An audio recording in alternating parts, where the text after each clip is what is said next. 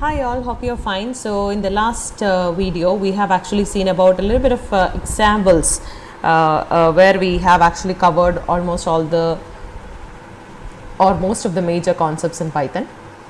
So today we will actually touch upon the object oriented programming concepts based on Python. Okay, so that is what we are actually focusing on to.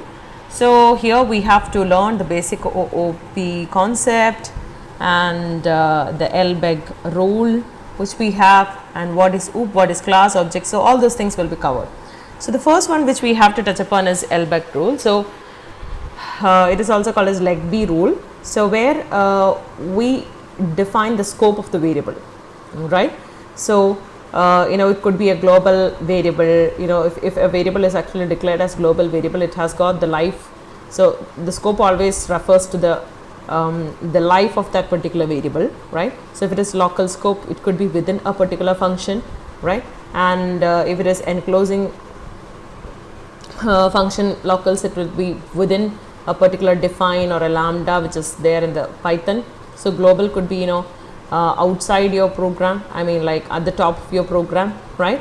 And there could be some built-in Python predefined ones like the range and all those stuff as well, right? So this all refers to the different range or scope. So scope actually refers to the life of a particular variable, and it also depends upon where exactly it is in your program. So where it is actually written it in your program. So Python always go for this indentation is very important. So it definitely refers to the place where it is actually written. Now we will actually see about certain things. So before going on over to the demo of each one of these, I would like to take you through a little bit of things. So let me. So you have to know that what is actually import sys. Import sys is actually very important. It's a system. So you are actually importing sys, and Python scope determines where in your program the name is actually visible, and the Python scope are implemented as dictionaries. Okay, so Python scopes are implemented as dictionaries that maps names to the objects, and these dictionaries are basically called as namespace. Okay, so these are the concrete mechanisms that Python used to store names, and they are stored in special attributes called dictionaries. So these dictionaries are nothing but your kind of your packages where all these things are basically stored. So if you look at here like system.dictionary, so dictionary is this is your dictionary.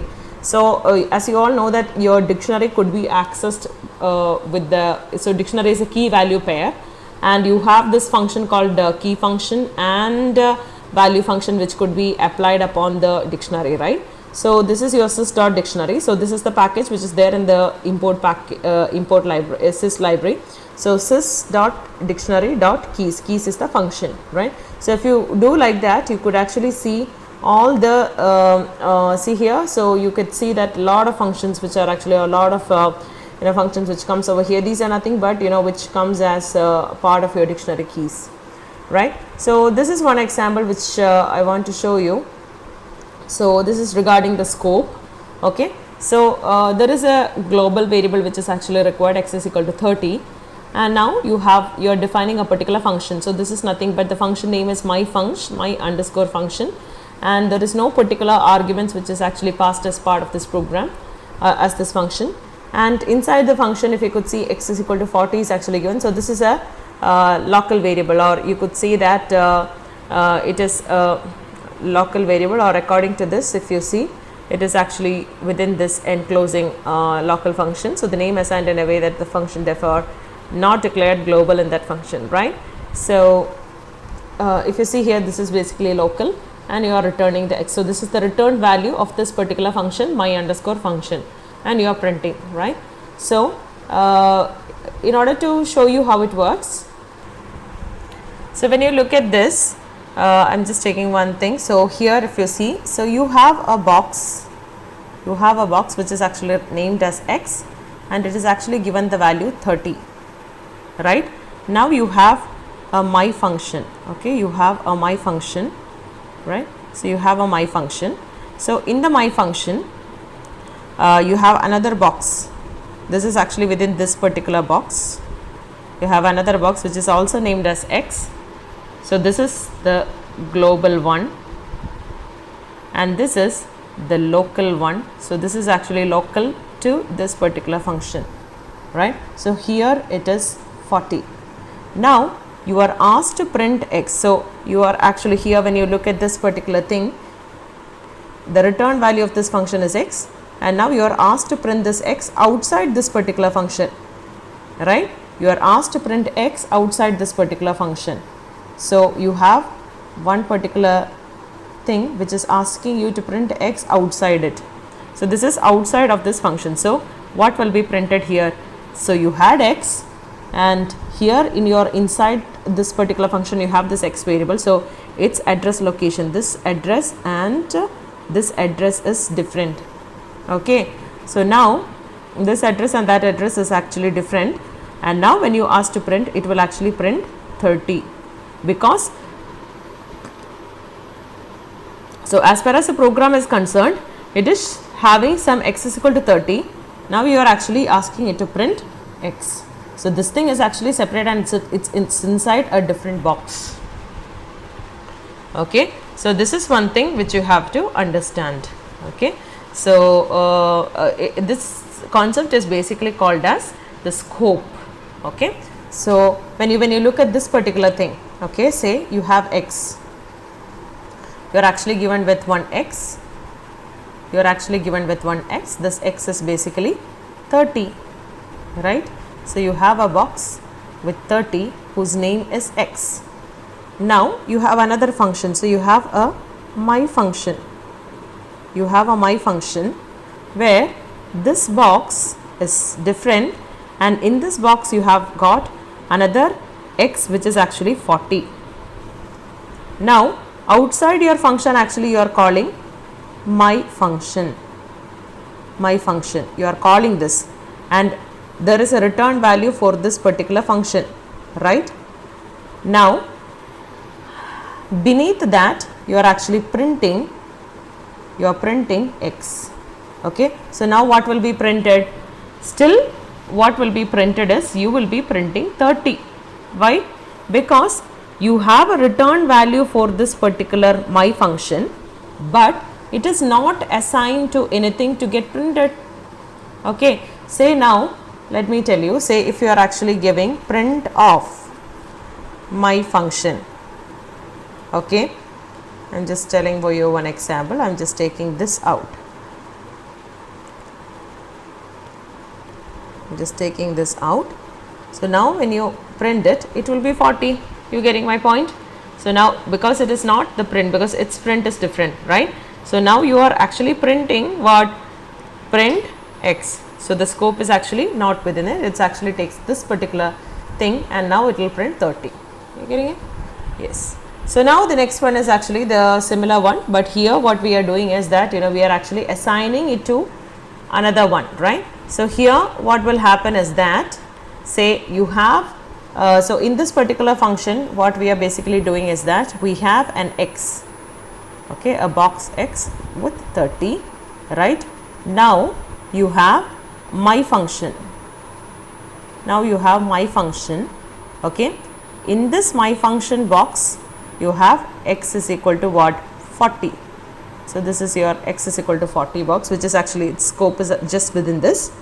Now what you are asking you to do, now actually your x is actually assigned with my function, assigned with my function. So what is actually my function? The return value, okay, the return value of this, the return value of this my function will be assigned to this x. What is the return value of the my function here? It is actually 40, right?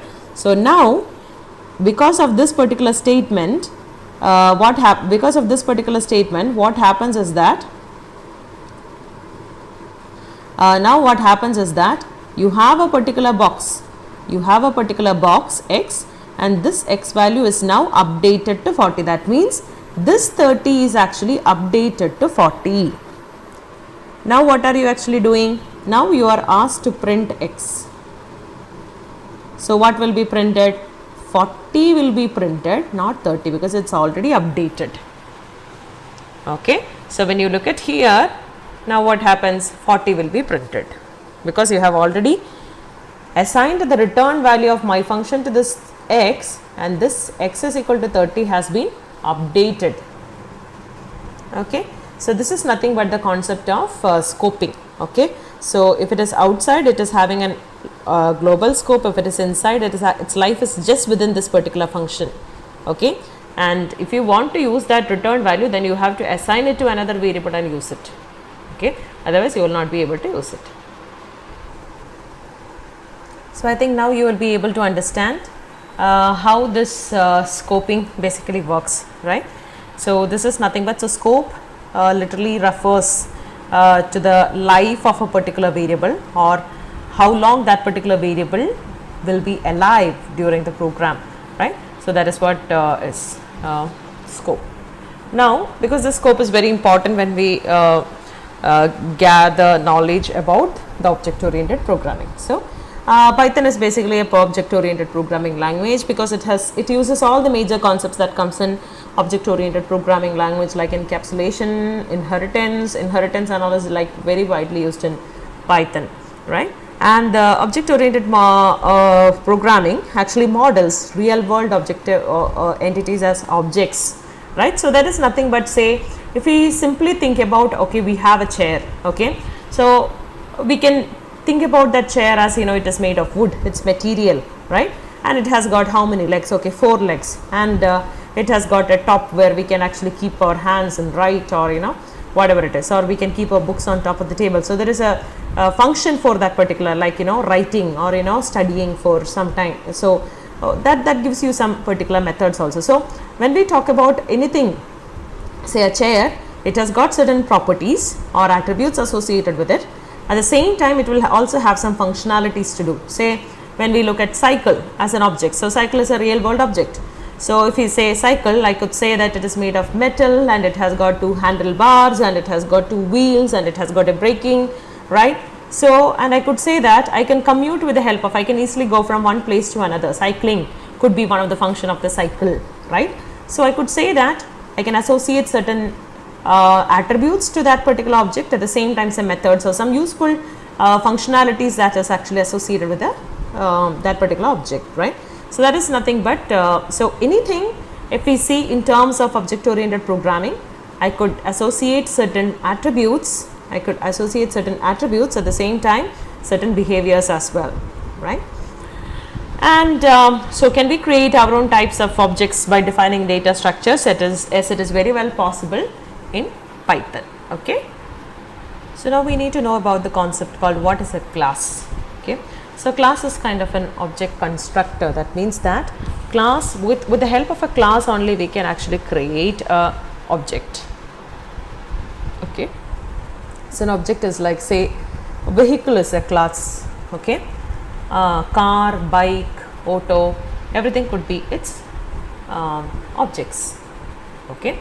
So, now class are used to create user defined data structures, and class help us to define characteristics and behavior. Say I am saying like class, I have a class vehicle, okay, and it has got a body of the class, it has got tire of the class, and it has got speed of the class. So, these are the 3 different attributes which I have. Now, you know, driving is one of my behavior of my class, right. So, this is how actually you will define a particular class, and class is the keyword which we have to use. Now, what are the characteristics of the class? So, class has got a class variable, okay. So, variable that is shared by all instances of the class. Say I have a class vehicle, right. So, if my vehicle class has got certain variables, that could be shared by all the other instances of the class, okay. Now, I have got an instance variable. Say if I have an object which is actually created as part of the class, then I will say that it is actually part of that particular class, okay. Variable that is defined inside the method. So, it is kind of a local variable here, and this is kind of a global variable, and method is something kind of, you know, whether if you have you know, behavior, then you can actually put all the whatever procedures which you have to follow in that particular method, that could be put inside one particular thing and call it as a method.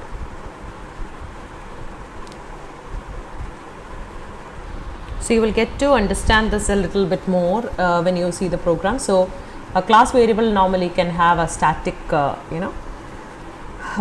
static keyword which is used, and the instance variables are used actually within the instantiations of the class variable. That means that maybe we have a constructor, if we have a constructor, the variables actually used within that particular constructor could be called as an instance variable.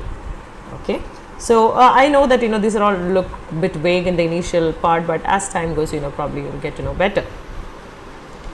Now the next one is that about an object. So object is basically nothing but the instantiation of a class, right? So I have an animal class. Say here we have seen that we have a class animal, right?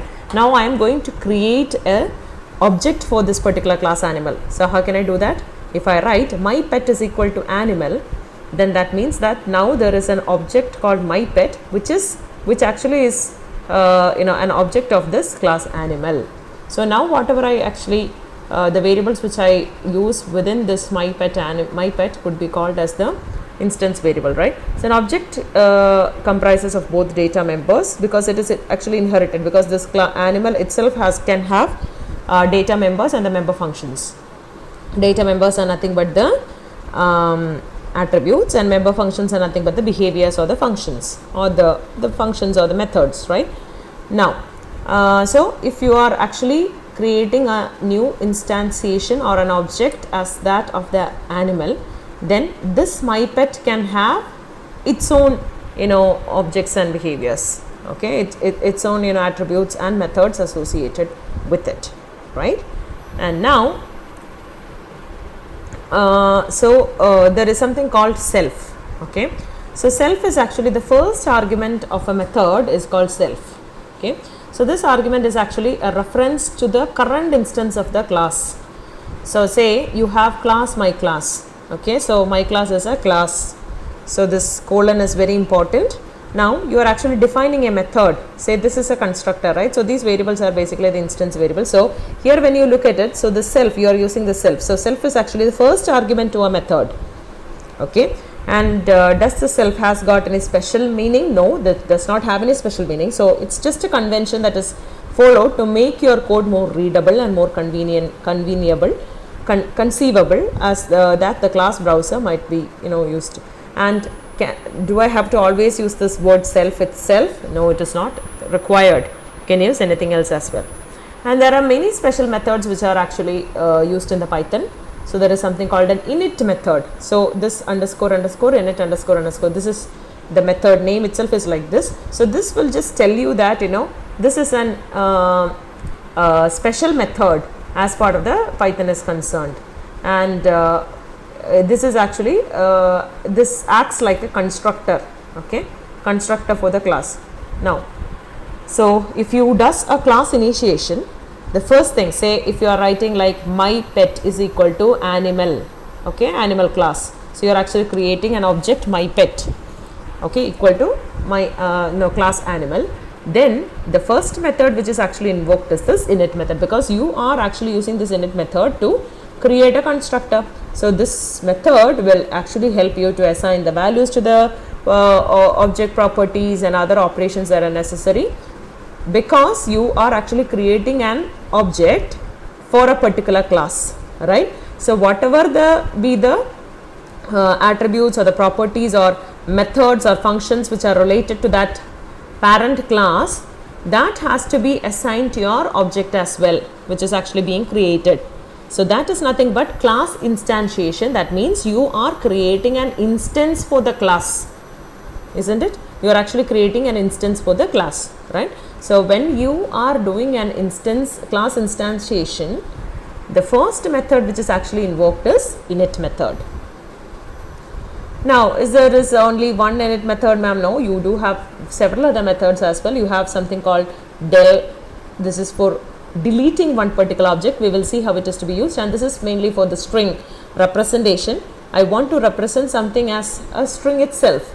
Now this is like printable string representation. So we will see all these examples in our class.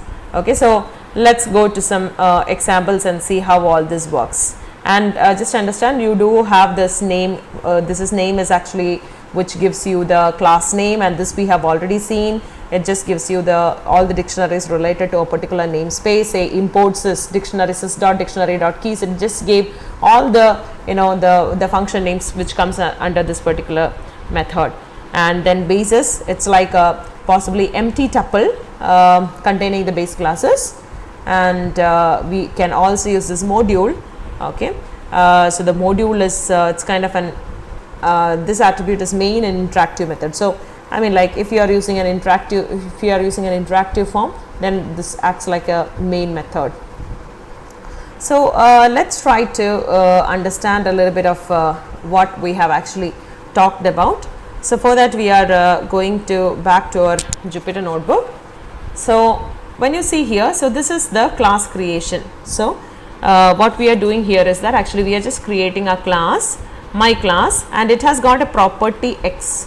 Okay, so how will I create the class? So this is the class, this is the keyword for creating the class, and this is the name of my class. And do I require this colon? Yes, this colon is actually required. If you are not using this particular colon, it will throw you an error stating that it is invalid syntax. Okay, so this colon is mandatory. X is equal to 5. So this is one of your property for the class or attribute for the class. Okay, now how can we create an object for this particular class? I told like there is class instantiation, right? So class instantiation, or you are creating an instance for this class, my class. How can you do that? Say P1 is the object which is actually created. So P1 is equal to my class. That means you are actually creating an object for this particular class. Now my class has already got X, right? Now when you call P1.x, will it be able to access this? Yes, it is actually, you can. So this is an object. With the help of this object, which is actually which is an instance of my class. Okay, so with the help of this instance, you can actually access which variable? This property which is part of your main class. Okay, so how can you do that? You have created an object, and with the help of this dot operator, okay, with the help of this it's a dot operator. With the help of the dot operator, you can actually access the properties and methods inside this particular class. So P1.x, what will you get? You will get the value whatever it is. Say if I am changing this to 88, okay, so if I change that, I will get the value 88 there. Okay, so now if you simply give, can I give like this, ma'am, like nothing inside my animal class? No, because it will tell you an unexpected end of the file while parsing. That means you should always have a body. But ma'am, I am writing a big program with lot of classes, so I don't know what exactly will come in one particular class. So what will I do? Okay, you have a solution for that. So what you could do is that you can actually create an empty class. Okay, so how will the interpreter know that it is an empty class? You can simply write the keyword pass. Okay, if you simply write the keyword pass, the interpreter will understand that okay, you have created a class, or you are going to create a class, but as of now there is no body associated with, there is no definition associated with it. Okay, so your class definitions cannot be empty. Okay, it cannot be empty, and it has to be filled with some value, right? So if you don't know what the class definition is, then you have to definitely give this value. What is the value? Pass. Okay, now we will talk about the self parameter which we have told. So self parameter is the first parameter that is actually passed as part of your first function in your method in your class. Okay, and why do we require that? We require that in order to access the current instance of the class. It will help you to access the current instance of the class. So it does not have to be self, it can also give some other name as well.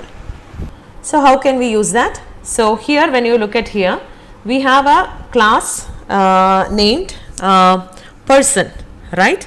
And this is def is nothing but it is we are actually coming out with a method, and this is the init method, okay, which we have actually told, and we will see a little bit more detail later. So in a method, so self is the first parameter, and you have name and age. Okay, so see here, so this is how we will use it. So self dot name, so we are actually referring to the current instance, right? So this this is actually a constructor of this particular person class. So self dot name is equal to name, so you can give whatever name you want. Self dot age is equal to age. Okay, then you are defining another function, which is my function, which I don't know what all the parameters, so I do have only one parameter, which is the default parameter self. Now in that, hello, my name is, so I am just printing like self dot name plus I am self dot age, so whatever be the age. Now how can I give it the age and the name, ma'am? Yes, so for that we are actually creating a particular object p1. Okay, so p1 is equal to person. This is our, so this object is actually an instance of the person class. Okay, now the person class can accept how many members. So my name is actually given, my age is actually given. Now I am calling p1 dot what, p1 dot my function. So what will happen? So by this particular call, what happens is that your name and the age will be saved in this self dot name and self dot age. Now when you are calling this my function, what will happen? It will go here and it will print, hello, my name is actually Sini plus I am 60, right? So this is how the function call happens. Now ma'am, this self has to be always self, or can I use some other name? Yes, you can also use some other name. So I'm just giving it as, trial self. Okay, wherever self is there, I'm just replacing with trial self. That will also work. But it is highly recommended that you always use self rather than any other, because self is something which everybody will understand that it is your self function. Okay, so normally it is recommended to use self. Now we will talk about this special function init. Okay, this is special method init, right? So this is always executed when the class is being initiated. That means, say when you are actually creating a new object, which function will be called? Init function will be called. When you are creating a new object, init function will be automatically called every time a new object is actually created for a class. Alright, so what is the job of this? The job of the class init is to assign the values. Assign the values of the values from the taking the information and passing it to the and assigning the values, right? So you have a class named person and you have this init function, and in the init function you have got self, name and age, and you are actually giving all this, say equal to person of John 36, right? So if you call simply p1 dot name, what you will get? You will get 60, you will get John name, and if you simply call this p1 dot age, you will get the age, right? So this is how this init function is. So init function is basically called when you create an object. So when you create an object, this is the object instantiation which is happening here, right? p1 equal to, right? This is object instantiation which when it is happening. So when this is happening, which function will be called, which function will be invoked? This init function will be invoked and it will assign the variables, right? Now there are certain more special methods which you have to keep in mind. The first one is actually the str function. Okay, so this str function basically controls what should be returned. Okay, when the class object is represented as a string. So this is mainly related to a string. So I'll show you what will happen when the string function is not set and when it is set. So this is your simple function which you have seen, right? The simple function which you have seen. So now I'm simply printing print of p1. Okay, so this is an example where I have not used str function. Okay, it's a simple program which we have seen earlier. So when I run this particular call, you could actually see that it's a person object, right? I'm just printing print of p1, so it's simply giving me it is a person object, and you can actually find that at this particular location. So the memory address is also given. Now we will try to use this str function. Okay, so when you use str function, so it's the same class and you have got this init function. Okay, so init function, and then I am just defining this str function of self, and where I am just asking it to return in a specific format. So this is the format. Okay, this is this is exactly the same format which you have seen in the last class. So this is your format f. You can give the codes, and whatever you need to print you can actually give between that. Okay, so you are actually giving like I want self dot name and self dot age. Okay, so now this is the object instantiation where is happening. So p1 is an object. The object is actually created. It is of a person and of the class person, and two values are being passed. So now when you actually run this, you will get it as John and comma 36, right? You will get it as John comma 36 from here. So it's actually printing according to the way you want here. Okay. So why is it printed like this, ma'am? I want to print it in a different format.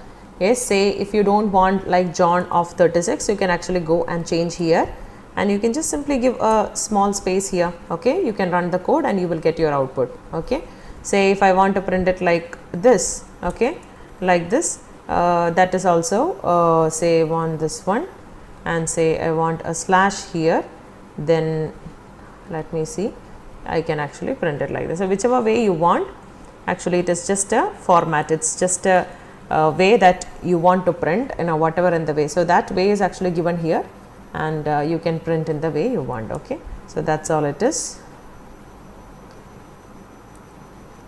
Okay.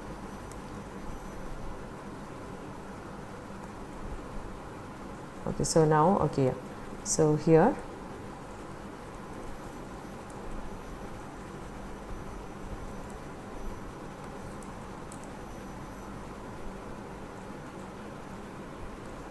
sorry, so now you are actually getting it like this. Okay, so this is exactly what we are seeing. So now the another one which we have seen is the del. Del P1 means what will happen, it will simply delete that particular object. Okay, so you have this, and you are actually say, can I delete a particular age or something specifically, ma'am? Yes, you can actually do that. So here when you, after that, when you are say you are again calling P1 and P1.h, it is not, because you have already deleted this particular object, right? So that's why actually it is showing you that it is not created or it is not available. Okay, so now when you delete the object, so you will not be able to use it. It is already not there, so how are you trying to delete it? That's what it is actually showing. Okay, so now the other one is actually the representation. So the representation is actually kind of a string representation. Okay, string representation of the object.